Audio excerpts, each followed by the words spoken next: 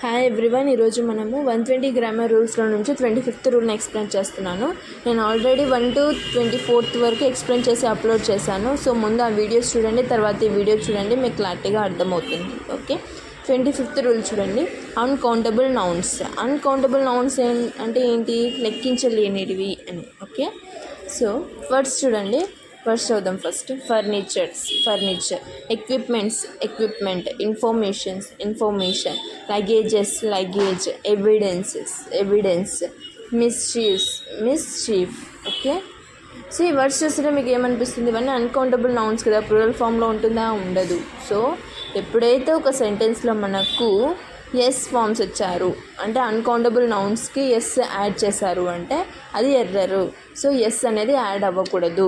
ఏదైనా కానీ uncountable noun అని మీకు కనిపించిందంటే ఓన్లీ సింగులర్గా మామూలుగానే ఉండాలి, కానీ ఎస్ అనేది మాత్రం యాడ్ అవ్వకూడదు. ఓకే, నేను ఎగ్జాంపుల్స్ ఎక్స్ప్లెయిన్ చేస్తే మీకు క్లారిటీగా అర్థమవుతుంది. సో ఫస్ట్ ఎగ్జాంపుల్స్ చూడండి. No porter being available, he carries all his luggages himself.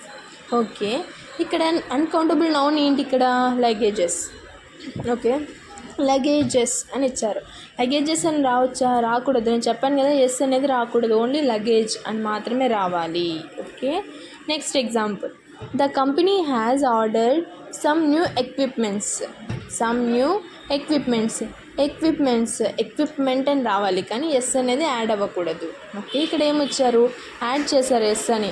Yes అనేది యాడ్ అవ్వకూడదు, only equipment is the correct. Okay, next last one. All furnitures have been sold for a song. ఇక్కడ furnitures అనేది ఏంటి? Uncountable noun. Yes అనేది రాకూడదు, only furniture. Okay, so గుర్తుపెట్టుకోండి, ఏవైతే ఒక సెంటెన్స్లో అన్కౌంటబుల్ నౌన్స్ ఇచ్చారు అంటే అది నార్మల్గా అంటే సింగులర్గానే ఉండాలి, అంతేగాని ఎస్ ఫామ్ అనేది యాడ్ అవ్వకూడదు. ఓకే, నేను ఇవే కాదు మోర్ ఎగ్జాంపుల్స్ కూడా డిస్క్రిప్షన్లో ఇస్తాను. సో అవి మీరు ప్రాక్టీస్ చేయండి. ఇవే కాకుండా మోర్ ఎగ్జాంపుల్స్ ఇంకా ప్రాక్టీస్ చేయడం వల్ల ఏంటంటే మీరు పర్ఫెక్ట్ అయిపోతారు. Okay, thank you.